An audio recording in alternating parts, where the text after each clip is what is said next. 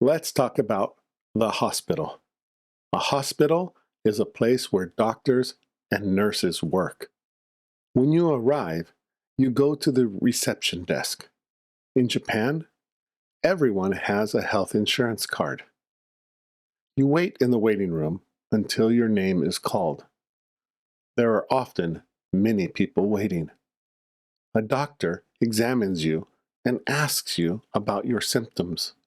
You tell the doctor where it hurts. The doctor may listen to your heart and check your blood pressure.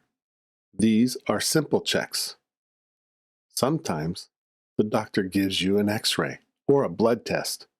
These give more information. After checking, the doctor tells you what is wrong. This is called a diagnosis. The doctor gives you a prescription. You take it to the pharmacy to get your medicine. A pharmacy sells medicine. There are many pharmacies near hospitals. Nurses help take care of patients.